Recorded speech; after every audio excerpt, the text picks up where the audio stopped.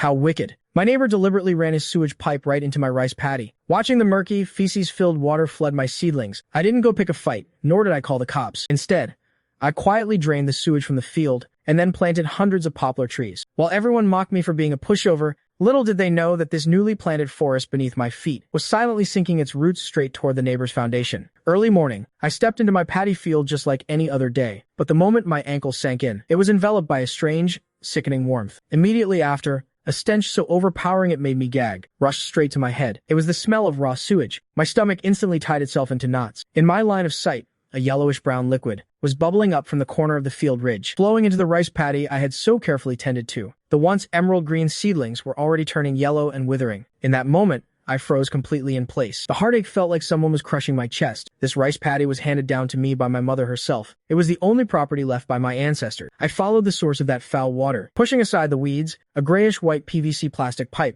was glaringly jutting out right there, and the other end of that pipe led straight to my neighbor Wang Dahai's newly built luxury villa. Boom. A surge of fury ignited my entire body. I clenched my fists so hard, trembling all over with rage. Wang Dahai's arrogant, insufferable face instantly flashed before my eyes. The way he usually bossed the villagers around, acting like everyone else was just dirt beneath his feet. And when he built that villa, just to steal a few extra feet of land, he forcefully pushed my field ridge inward. Such a dirty trick. Every single thing he did was like a red-hot branding iron, searing ruthlessly into my heart. At that moment, I wanted nothing more than to storm over, grab him by the collar, and demand to know if his heart was soaking in sewage too. But just as I took a step, the image of my elderly mother flashed through my mind. So, I forced my anger down, forcing myself to calm down. The curses and impulses that had already reached my throat, I swallowed them right back down. Dealing with a guy like him, arguing is completely useless. As for calling the cops, it usually just ends up going nowhere. At most, they'd make him move the pipe and pay me a few $100 for the ruined seedlings. But what about my dignity? What about this land of mine? The land he treated and trashed like a literal cesspool? That little bit of money wouldn't even leave a scratch on him. It might even make him think that money can solve absolutely anything. Next time, he'd only get worse. I looked around. The fields were empty, leaving only the rustling sound of the wind blowing through the rice stalks. I crouched down, my fingertips brushing against that PVC pipe still leaking sewage. It was cold and hard. My gaze swept toward the foundation of Wang Dahai's villa, and I started calculating the trajectory of the sewage pipe, estimating just how far his foundation was from my field. The fury in my eyes gradually settled into a cold calm. When night fell, I dug out an ancestral farming manual from my house. It was passed down from my great-grandfather. Inside, it recorded various folk wisdom related to planting. My finger traced across the pages, finally stopping on the page about poplar trees. The book stated, poplar tree roots are tyrannical. They grow at an extreme speed and possess immense penetrating power. They can bind the soil, but they can also shatter stone. A cold smirk crept onto my lips. Early the next morning, before the sun was fully up, I shouldered my hoe and headed to the field. When the villagers saw me, they all thought I was going to clean up that ruined rice paddy. But I bypassed that filthy patch of land, turned around, and at the other end of the field, silently began digging a drainage ditch. No one knew what I was thinking, and no one knew that a meticulously planned revenge had already begun. The old diesel water pump I borrowed from the head of the village let out a deafening roar, like an exhausted old ox roaring in defiance. I threw the suction hose into the blackened, sewage-soaked rice paddy. The murky liquid, mixed with rotting seedlings, was sucked entirely into the pipe and discharged from the other end into a distant wasteland ditch. The entire village could smell the stench wafting through the air. Every passing villager covered their nose, casting weird looks in my direction. Old Chen, a village elder who watched me grow up, hobbled over to me on his cane, trembling. "Little Lee, what are you doing? Are you pumping it dry to replant the seedlings? That's going to take so much work. This plot of land is pretty much ruined for the year. I'm not planting rice anymore." "Not planting rice? If you don't plant rice, what are you and your mother going to eat? This is your family's ancestral land." I didn't explain. I just silently stared at the rice paddy being drained dry. Right at that moment, a harsh car horn blared. Wang Dahai, his brand new black sedan, slammed on the brakes, stopping right by the edge of the field. He rolled down the window and stuck his fat head out, a mocking sneer plastered on his face. A few villagers watching the spectacle let out a few snickers. I slowly looked up and gave him a calm glance. He clearly didn't expect this kind of reaction from me. According to his script, I should be wailing in despair, rushing up to grab him and scream at him. And then he could condescendingly toss down a few $100, dismissing me like a beggar. But I didn't give him that chance. I withdrew my gaze, turned around without a word, and went back to adjusting the pump hose. My movements were so steady, it was as if nothing had happened at all. It was like his punch had landed on cotton. Feeling bored and annoyed, he cursed and spat out a few nasty words, then slammed on the gas and sped off. Old Chen watched Wang Dahai's arrogant display, trembling with anger. "That bastard is pushing people too far. Little Lee, don't be afraid of him. Uncle will go with you to the village committee to get justice for you. It's no use. Reasoning with a guy like him is just asking to be humiliated. A few days later, the water in the paddy was finally drained. The once flooded field had turned into a patch of foul-smelling mud. Then, a truck, under the increasingly bewildered gazes of the villagers, drove right up to the edge of my field. It wasn't carrying rice seeds or fertilizer. It was carrying bundles of poplar sapling. The small ones were as thick as a thumb, while the large ones were already as thick as my arm. I unloaded them from the truck one by one, carefully stacking them on the field ridge, and the villagers' gossip started buzzing once again. The Lee family's boy has really gone mad, giving up perfectly good rice crops to plant these useless poplar trees. Ha ha ha ha ha. Lee Chuan, have you gone crazy from being poor? What are you planting trees for? Even if you wanted to plant a money tree, you should have picked a better spot. This sewage-soaked mud pit of yours, what the hell could possibly grow out of it? I think you're just like your old man. Sick in the head. Wang Dahai's insults struck a harsh nerve. My hoeing paused for a second, my chest aching with a suffocating pain. But I didn't look up, nor did I talk back. I just swung my hoe even harder. Wang Dahai, soon enough, you'll find out if what I'm planting are trees, or your death warrant. The first spring rains soaked the parched earth. Those poplar saplings I planted all began scrambling to sprout tender green buds. That little touch of fresh green looked exceptionally striking against the grayish-white soil. From that day on, this poplar grove became my entire world. I woke up before dawn every single day, going to the field to check which ones had sprouted. I would water and fertilize them, clearing the weeds around their roots. My movements were so gentle, as if I were handling the most precious porcelain. Sometimes, I would use my palms to softly stroke their rough trunks, like I was communicating with my comrades in arms. I whispered to them, hoping they would grow up fast. The faster they grew, the greater my hope became. My face, weathered by the sun and wind day after day, grew darker and darker. My rough hands developed thick calluses, but my eyes constantly flickered with an indescribable light. It was a light mixed with anticipation and cold, hard calculation. The villagers' gossip about me went from he's crazy to he's completely possessed. They couldn't understand why a man from a long line of farmers would give up crops that could fill his stomach to plant these useless poplars that couldn't feed anyone. Old Chen came to see me several times, sighing heavily every single time. Listen to your uncle. Just pull these trees up. I just smiled and shook my head. My silence and stubbornness made everyone's persuasion completely futile. Gradually,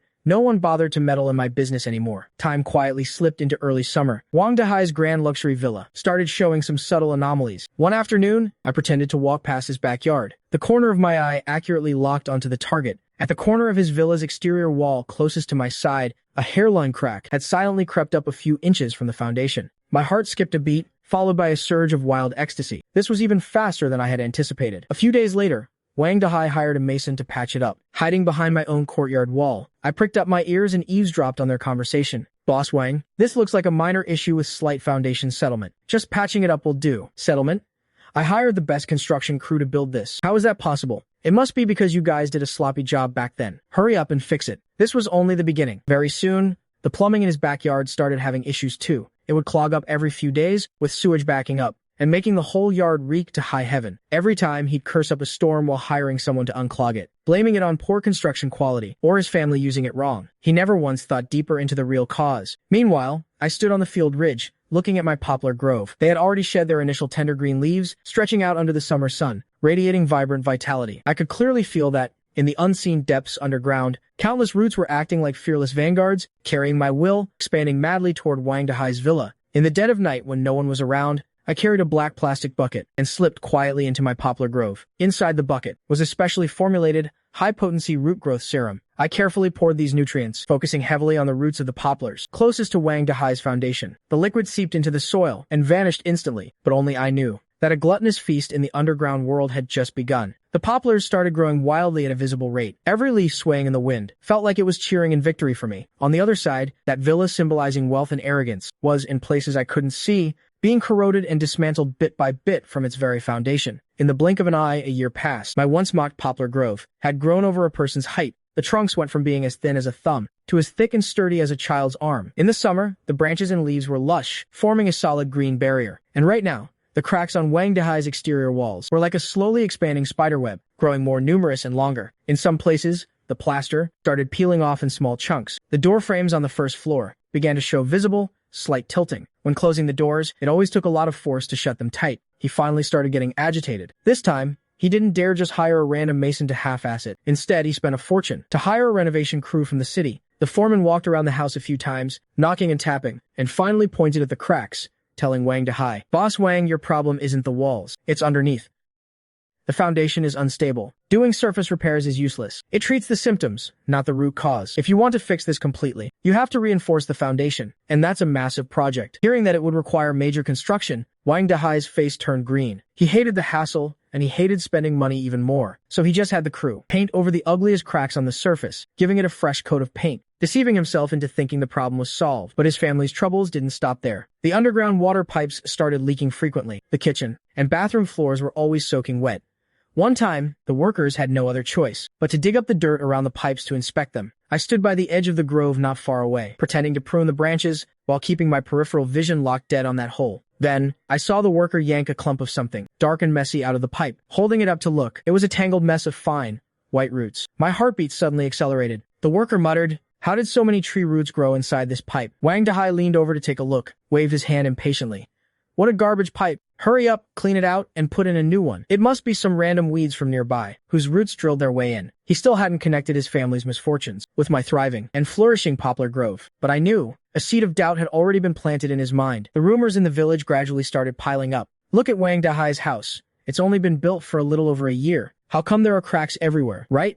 I heard their drains are always clogged. It's super creepy. If you ask me, he's just too arrogant and offended something unholy. When these words reached Wang Dahai's ears, he flew into a violent rage. But his way of dealing with it wasn't self-reflection. Instead, he doubled down on showing off. He bought an even more expensive car, and at the village convenience store, he treated everyone to expensive cigarettes, loudly bragging about the massive business deals he had recently closed, using it to suppress the rumors, trying to prove that he was still the superior existence in this village. Watching his tough acting but hollow performance, I only sneered inwardly. I still went out every single day, rain or shine, working in my poplar grove, pruning excess branches to let the sunlight shine in better, loosening the soil so the roots could grow more freely. Occasionally, when villagers passed by, I would chat with them casually like always, but I absolutely never mentioned a single thing about Wang Dahai's house. The calmer I was, the more unfathomable I appeared. One afternoon, Wang Dahai's spoiled, lawless son was kicking a ball at their front gate. He kicked it a bit too hard, and the soccer ball traced a parabola, landing perfectly deep inside my poplar grove. The kid ran over cursing, trying to squeeze into the woods to find his ball. But the poplar grove today had roots twisting and intertwining between the trees. The ground was covered in bulging roots and low-lying shrubs. There was simply nowhere to step. He tried a few times but was blocked every time. Finally, he could only stand at the edge of the grove, fuming with rage, screaming and shouting into the trees. Leaning against a poplar trunk, watching his frustrated and helpless look, an indescribable thrill rose from the bottom of my heart. This is just the interest. Wang Dahai, your good days are yet to come. In the dead of night, I did something even bolder. I dug out an old stethoscope from my house and sneaked over to the outside of Wang Dahai's courtyard wall, right up against my poplar grove. I pressed the cold chess piece against the ground and held my breath. A faint rustling sound traveled into my ears. It was the sound of roots tunneling underground, tearing through the soil. I closed my eyes, a satisfied smile appearing on my face. Soon, it was the third year. My poplars were already standing tall and straight. The tallest ones even surpassed the roof of Wang Dahai's house, and that villa, which once sparkled brilliantly in the sunlight, now looked gloomy and dark, exuding an unspeakable sense of decay. The floor tiles in his kitchen started buckling up in large areas. In the bedroom, that crack on the wall that had been painted over reappeared with a vengeance, becoming even wider and deeper. You could literally see the light from outside through the gap. The worst part was the electrical wiring inside the walls. Because the walls were warping, the wires were affected. The lights in the house flickered on and off, and appliances frequently short-circuited for no reason. This time, Wang Dahai was truly scared. This time, he hired the most famous construction company in the city. An engineer in uniform brought all sorts of precision instruments, surveying inside and out for 2.5 days. When the preliminary conclusion came out, I was pretending to weed in the grove, but my ears were perked all the way up. I heard the lead engineer say in a very serious tone to Wang Dahai, "Boss Wang, the problem isn't the walls, it's underneath. The foundation is unstable. Doing surface repairs is useless. It treats the symptoms, not the root cause. If you want to fix this completely, you have to reinforce the foundation, and that's a massive project." The engineer paused, pointing in the direction of my poplar grove, unintentionally twisting the knife. Moreover, having so many trees with highly developed root systems right next to the foundation, like these poplars, is likely a major factor, accelerating the deterioration. Wang Dahai's heart skipped a heavy beat. The seed of doubt finally broke through the soil at this moment, growing into a twisted, poisonous vine. But he didn't lash out immediately. Wang Dahai was a man who cared deeply about his face. He absolutely could not let the villagers know that his proud luxury villa, the facade he spent half his life savings to build, was actually a tofu dreg project, and that it was about to be destroyed by his neighbor's crappy trees. So, he let out a rumor, saying he had made a fortune, thought the current decor was outdated, and was preparing to spend millions to upgrade and renovate the house inside and out. He even made a point to go to the village store and loudly discuss how he was going to replace everything with imported Italian furniture. After putting on this superficial show, he finally came looking for me. That afternoon, I was drying grain in the yard. I saw him with a dark, furious face, blocking my doorway like a debt collector. Li Chuan, how the hell are those damn poplars of yours growing so fast? Did you use something you shouldn't have? I'm warning you, if those trees affect my house, I'm not letting you off the hook. His words carried a hint of probing, but mostly, it was a naked threat.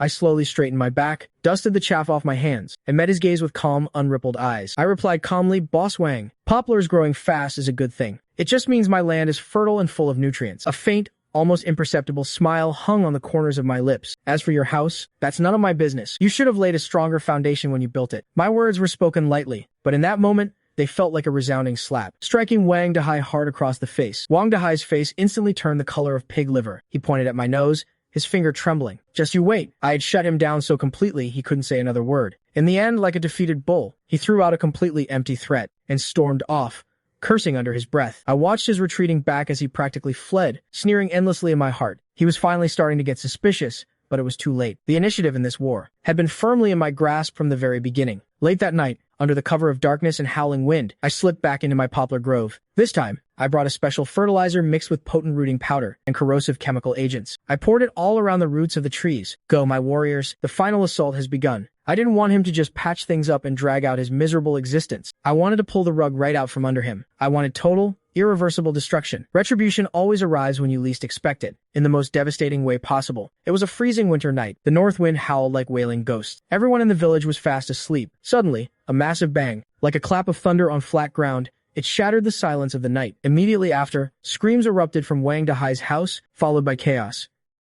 I shot up in bed, threw on my coat, and rushed to the window. I saw Wang Dahai's courtyard brightly lit, water spraying high into the air. The underground water pipe at his house had burst. Freezing tap water shot up like a fountain, gushing madly from the ground. In an instant, his entire courtyard was turned into a vast ocean. After daybreak, the repairmen arrived and dug up the ground. All the onlookers, including Wang Dahai himself, gasped in shock. The sight before them was enough to make anyone's scalp tingle. Massive poplar roots, as thick as bowls, had coiled around and crushed the solid metal water pipe, forcefully warping it until it burst. But that wasn't the most terrifying part. As they dug deeper, the scene beneath the foundation was even more shocking. Countless roots of varying thickness had formed an impenetrable, jagged web, churning up the soil beneath the foundation until it was completely loose. The once solid concrete foundation was now covered in cracks of all sizes. In some places, there were obvious hollows and structural fractures. The entire structure of the house had begun to suffer irreversible tilting.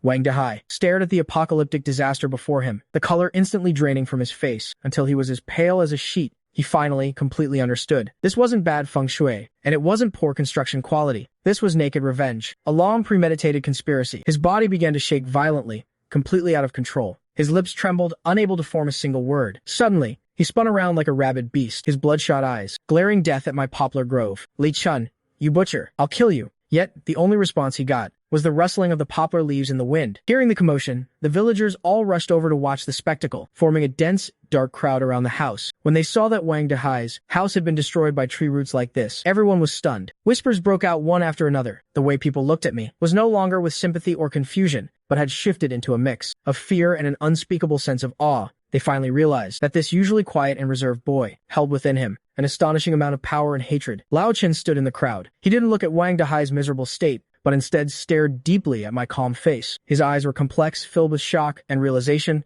but ultimately faded into a faint, almost imperceptible sigh. After his brief moment of madness, Wang Dahai immediately thought of the most direct solution: cutting down the trees. Furious and desperate, he rounded up a few villagers looking to make a quick buck. Armed with axes and saws, they were about to storm into my grove. He screamed like a madman, "Get in there, all of you. Chop down every single one of these damn trees. I'll pay $100 for every tree you fell." I walked out of my house, expression cold, holding a freshly sharpened, gleaming sickle. I just stood right at the entrance of the grove. This left mulad. These trees are mine, too. Whoever dares touch a single one, I'll fight them to the death. They were intimidated by my aura, looking at each other in dismay. They couldn't even raise their axes. Seeing this, Wang Dahai stomped his feet in rage.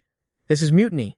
Mutiny. Just you wait." He turned and sprinted toward the village committee, looking for the officials to back him up. Watching him throw a massive tantrum at the committee, I felt nothing but absolute peace. I knew this was just his futile struggle, The real show was just getting started. Wang Dahai's struggle was even more intense than I had imagined. First, he hired a lawyer. A harshly worded legal letter was delivered to my house, claiming my poplars had violated his right to adjacent land and caused massive damage to his lawful property. It demanded I immediately cut down all the trees and compensate him for all financial losses. I looked at the legal letter, not a single ripple of emotion on my face. I took the letter to Lao Chen, and Lao Chen helped me find the only college student in the village who had studied law, Jiang San. He read it carefully twice, then told me clearly, "Brother Chun, you don't need to be afraid. Planting trees on your own land is a legal right granted to us by the law. Unless they can prove that you intentionally tried to destroy his house, it'll be very hard for them to win this lawsuit. And even if it goes to court, we won't necessarily lose. Proving intent is extremely difficult." I felt reassured. When that suit-wearing lawyer came looking for me again, I just calmly told him, "My trees are planted on my land. It's perfectly legal and reasonable. However, your client, Mr. Wang Dahai, in order to save money back then, ran his septic tank sewage pipe straight into my rice paddy, polluting my land and destroying my crops. Shouldn't we have a little chat about that too?" The lawyer's face instantly changed. Clearly, Wang Dahai hadn't told him that part of the story. Since the legal route was a dead end, Wang Dahai decided to play rough. I don't know where. He found a few idle thugs, but they sneaked into my poplar grove late at night, trying to chop down the trees by force. He underestimated me way too much. How could I not be prepared? I knew he'd get desperate and try something stupid. I had set up a few traps in the grove. Nothing big enough to seriously hurt anyone, just some vines and pits to trip people up and tangle their feet. That night, a few screams and curses echoed from the grove, followed by the pathetic sounds of them scrambling away in terror. The next day, rumors spread through the village that the guys Wang Dahai hired went into the grove at night and got hit by a ghost wall. They all ended up battered and bruised, scared out of their wits. From then on, no one dared take a single step near my poplar grove. Neither the soft nor the hard approach worked. Wang Dahai fell into complete despair, and the final straw that broke the camel's back was the official structural assessment report of his house. It was written clearly in black and white. Due to severe damage to the foundation, the main structure has been compromised. Multiple cracks have appeared in the load-bearing walls. The building has suffered irreversible tilting. It is officially classified as a dangerously dilapidated building. There is an imminent risk of collapse. It is recommended to cease use immediately and demolish the structure. When those words smashed into Wang Dai's vision, his fat body swayed, his legs gave out, and he collapsed onto the ground right then and there. The luxury villa he had spent half his life savings on, the one he used to show off and flaunt his status, was now, in a legal sense, nothing more than a pile of worthless construction debris. Bad news came one after another. The bank somehow caught wind of the situation and immediately sent someone over, citing severe depreciation of the collateral, demanding he pay off the remaining loan in full immediately, or provide additional collateral of equal value. Where would he get the money? Most of the money he made from his early business ventures had been poured into this house. What was worse, his business partners started avoiding him like the plague. A man who couldn't even protect his own home, who would trust his ability and credibility. Debt collection calls came one after another. The friends who used to call him brother now turned their backs on him faster than flipping a page. Betrayed and abandoned by everyone, surrounded by enemies on all sides, finally, on a snowy evening, Wang Dahai arrived at my doorstep. He no longer had his former arrogance and domineering attitude. That face, once dripping with grease and pride, was now sallow and haggard, covered in defeated wrinkles. With a heavy thud, he dropped straight to his knees outside my threshold, kneeling in the freezing snow. Tears and snot streamed down his face as he slammed his head against the ground, over and over, making dull, heavy thuds. His wailing drew quite a few villagers to watch. I slowly opened the door, stood inside, and looked down at him kneeling on the ground. Snowflakes fell on his hair and quickly melted, making him look like a miserable, stray dog. My gaze was ice cold, devoid of any warmth. I told him clearly, word by word, and told all the villagers listening with perked ears. My voice was very soft, but it hit like a sledgehammer, smashing ruthlessly into Wang Dahai's heart. He jerked his head up, his face, covered in tears and snot, filled with endless remorse and despair. I didn't spare him another glance. Slam! I shut the door, shutting all his begging and despair outside. My revenge didn't need his repentance as an ornament. I just wanted him to pay in blood. In the end, Wang Dahai couldn't save his house. The bank initiated forced execution procedures, but because the villa had been classified as a dangerous building, absolutely no one wanted to buy it. Ultimately, it could only be auctioned off symbolically at the price of scrap construction materials. That tiny amount of money wasn't even enough to cover a fraction of his bank loan. The day the excavators rolled into the village, the weather was exceptionally clear. Amidst the deafening roar of the engines, that luxury villa, which had once symbolized all of Wang Dahai's glory and capital, was ruthlessly leveled to the ground, bit by bit. Walls collapsed, bricks shattered, and massive clouds of dust billowed in the sunlight. The smell of that dust, and the filth discharged from his septic tank 3 years ago, formed a brilliant, deeply ironic parallel. Wang Dahai just stood blankly on a dirt mound not far away. I couldn't see his expression clearly, I only saw that his once straight back had now completely caved in. It was as if all the bones had been pulled from his body, leaving nothing but an empty husk. Overnight, his hair had turned mostly white. The villagers stood in the distance, pointing and whispering. I didn't go out to watch the spectacle. I stood deep within my poplar grove, and through the gaps in the branches, quietly watched that steel behemoth push down the very last wall. Standing in this field flooded with sewage, I thought back to the whole village's confusion and mockery. All those times I had to bite my tongue and endure. Right now, they played like a movie, flashing through my mind, scene by scene. My eyes grew hot. There was no wild ecstasy of finally getting my revenge. Instead, there was a massive sense of emptiness and peace after fulfilling my mission. This poplar forest, which Wang Dahai once despised as trash, now stood like my most loyal guards, towering majestically behind me, silent and proud. A calloused hand gently patted my shoulder. It was old Chen. He didn't say a word, just silently handed me an old canteen, filled with hot tea. I took the canteen, tilted my head back, and downed the warm tea in one gulp. The tea was scalding, but it drove away the last bit of chill in my heart. I looked at Wang Dahai's former homestead, now reduced to a complete mess. All that was left in my heart was relief. Wang Dahai, didn't you look down on this piece of land? Well now, you don't even have the right to stand on it anymore. Wang Dahai was completely bankrupt. Not only did he lose his house, but he was also saddled with a massive debt he could never pay off in his lifetime. And his wife, she took the family's last bit of savings and vanished without a trace with their kids. Wang Dahai became a true loner in the village. He started drinking all day long, getting wasted on the cheapest liquor, wandering around the village like a ghost. As for me, I started my new life. After the beginning of spring, I hired a professional logging team to selectively harvest my poplar forest. Those that were too close to the foundation, the unsung heroes that had fulfilled their historical mission, were cut down one by one. Their root systems underground had already completed the final transformation of that land. I didn't cut down all the trees, though. Instead, I kept a portion on the perimeter to form a natural windbreak. The harvested poplar wood was of excellent quality. I sold it to a furniture factory in town, which brought me a handsome income. The first thing I did with the money was hire experts from the agricultural station to conduct a comprehensive soil test on my fields. When the results came out, the experts couldn't stop praising my land. Holding that test report, my hands trembled slightly. This was the land's reward to me. I used the money to rebuild the field ridges, lining them neatly with solid stones. I dug new irrigation canals, and clear mountain spring water babbled into the fields, nourishing this reborn land. I personally went to the county seed station and selected the highest quality new rice seeds. In the gentle spring breeze, I stood barefoot in the warm, moist soil, and with my own hands, scattered handfuls of golden hope. Across this land that had weathered the storm and carried all my love and hate, life was busy and fulfilling. The villagers saw the transformation of my family with their own eyes. The way they looked at me had shifted from initial sympathy and confusion to ultimately becoming absolute admiration and fear. They no longer called me the Li boy, but politely addressed me as Li Chuan. Occasionally, at the entrance of the village store, I'd run into Wang Dahai begging for drinks on credit, wearing dirty, torn clothes, his hair like a bird's nest, his eyes cloudy and dull. He no longer had even a shred of his former arrogance. When he saw me, it was like a mouse seeing a cat. His body would instinctively flinch, then he'd immediately lower his head, not daring to meet my eyes, and stumble away to hide. Watching his hunched back, I felt no sadistic pleasure or schadenfreude, only a sigh at the unpredictability of fate and a deep sense of satisfaction in having personally completed this redemption. There is no hatred without reason in this world, nor is there judgment without cause. There are no walls that don't leak wind. In autumn, my rice paddies welcomed an unprecedented bumper harvest. The golden ears of rice were heavy, bending the stalks. Every single plant grew plumper than anyone else's. The rice grown from the improved soil smelled incredibly fragrant when steamed and tasted absolutely amazing. It quickly attracted experts from the county's agricultural technology extension station to come and inspect. The experts marveled at my rice fields, grabbing handfuls of soil to study carefully and asking me in detail about my planting process. Accompanying the experts was a reporter from the county TV station. A young female reporter held up a microphone and asked me curiously, "What is your secret to farming?" The camera lens was pointed right at me. I looked into the lens, remembering Wang Dahai's arrogant face and that filthy black dragon of sewage. But in the end,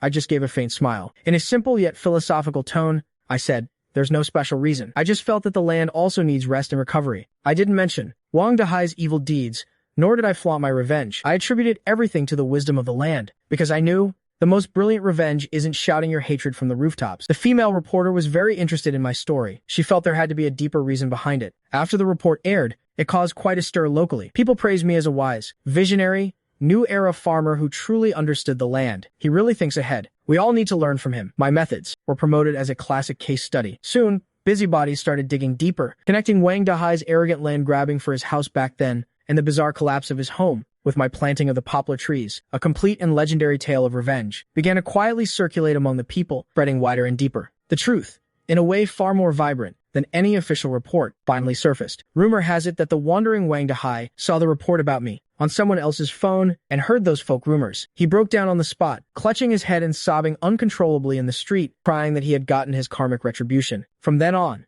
he never had the face to return to the village, completely vanishing from everyone's sight. As for my rice, fueled by this legendary story, it became known far and wide as inspirational rice. Orders flew in like snowflakes from all directions, and the price was several times higher than ordinary rice. My family's living conditions underwent an earth-shattering improvement. I was no longer that poor man who had to rely on a meager acre of land just to scrape by. With my wisdom and resilience, I had fairly and squarely won back a prosperous life and unshakable dignity.